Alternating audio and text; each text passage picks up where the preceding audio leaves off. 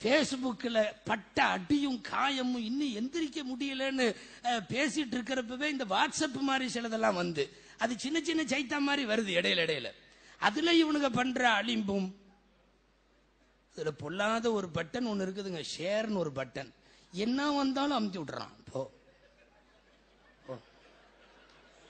100 பேத்துக்கு அனுப்புறான், 1000 பேத்துக்கு அனுப்புறான். சில பேர் அது பெருமையோட சொல்றான்.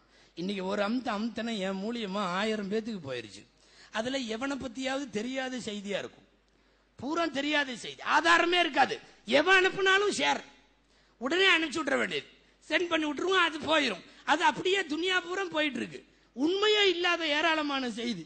அடையாறுல சென்னையில ஜும்மாவில் சொன்னேன், ஏடிஎம்ல போய் நீங்க கார்டை போட்ட உடனே ஏதாவது யாராவது கொலை செய்ய வந்தா புடுங்க வந்தா உங்களுடைய அந்த ஐடென்டி நம்பர் இருக்குமல்ல, ரகசிய எண், அதை திருப்பி போட்டீங்கன்னா போலீஸ் வந்துடும்.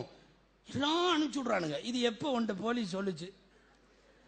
இல்ல அப்படி ஏதாவது காவல்துறை சொல்லியிருக்கா? நீ நம்பர் அப்படி போட்டு யாராவது இதுவரை வந்திருக்காங்களா? எவனுக்காவது பின்னாடி உள்ள நம்பரும் ஒரே மாதிரி இருந்துச்சுன்னா என்ன பண்றது? ஏங்க 3223 ஒருத்தருக்கு பின்கோடு, ஏடிஎம் உடைய கோடு நம்பர் 3223. அவர் தலைகீழ் அடிச்சாலும் 3223 தான் வரும். எந்த போலீஸ் வர்றது? இல்ல இதெல்லாம் சொல்லணும்னு அவசியம் இல்ல, வருதா அனுப்பு. பொல்லாத பயலுவோ மாசத்துல 4 தடவையாவது அந்த மக்கா இமாம் சுதேசியை மௌத்தாக்கிறானுவோ. ஆமா, அடிக்கடி அவர் மௌத்தா போறாருங்க.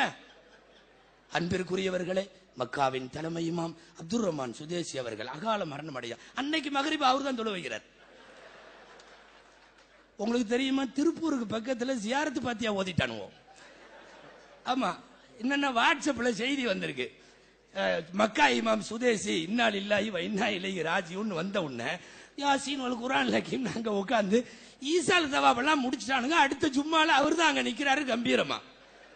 இப்படி நிறைய பேத்த மௌத்தாக்கி நிறைய பேத்தோட பொழப்ப கெடுத்து, நான் சொல்ல வருவது ஊடகங்களுடைய வளர்ச்சி, மீடியாக்களினுடைய பல்வேறு பரிணாமம், குறிப்பாக இன்றைக்கு வாட்ஸ்அப் வரையும் வந்துவிட்ட இது போன்ற செய்தி பரவல்கள். ஒரு பக்கம் ஒழுக்கக்கேட்டை, தவறான அவதூறுகளை, முதல்ல இந்த ஷேர் பட்டன்ல கையே வைக்க கூடாது. எவனாவது அனுப்பிச்சான்னா அனுப்புறதெல்லாம் டெலீட் பண்ணிக்கிட்டே இருங்க. ரொம்ப தேவையா ஏதாவது தெரிஞ்சா மட்டும்தான் ஷேர் பண்ணி வைக்கணும். சில பேர் ஷேர் பண்ணாம விட்டுருவானோன்னு அவன் அடிஷனலா அதையும் சேர்த்து அனுப்புவான். நீ 10 பேத்துக்கு அனுப்புனீன்னா அல்லாஹ் தாலா உனக்குமா, நாம உடமை ஏதோ இலவசமா நன்மை வந்து அக்கௌண்ட்ல உழுகிற மாதிரி தெரியுது அப்படின்னு சொல்லி நிறைய பேர் ஷேர் பண்ணி அக்கௌண்ட்ல நன்மை உழுகல, பாவம் உழுந்து கிடக்கு நிறைய. டெலிட் பட்டன் மட்டும்தான் அமுத்தணும் வாட்ஸ்அப்பினுடைய செய்திகளை பொறுத்தவரை. குர்ஆன் சொல்லுது, இன்ஜாக்கும் பாசுக்கும் பினபையின் ஃபதபையனு அன் துஸீபு கௌமம் பிஜஹாலா. யாராவது ஒரு பாவி உங்களிடத்தில் ஒரு செய்தியை சொன்னால் செய்தியின் நம்பகத்தன்மை குறித்து தெரிந்து கொள்ளாமலேயே நீங்கள் கை வைத்து விட வேண்டாம். இது குர்ஆன் ரொம்ப தெளிவாக இருக்கிறது. வாட்ஸ்அப் எல்லாம் வந்தா எப்படி அனுப்புவோன்னு அல்லாஹ்வுக்கு தெரியும். செய்தி உறுதி என்று தெரிவதற்கு முன்னால் அதை ஷேர் செய்ய வேண்டாம். சரி, அப்படி செஞ்சிட்டா என்ன ஆகும்? ஃபதுஸ்பிஹு அலா மா ஃபஅல்தும் நாதிமீன். கை சேதத்திற்குரியவனாக போய் விடுவாய், கை வைத்து விடாதே.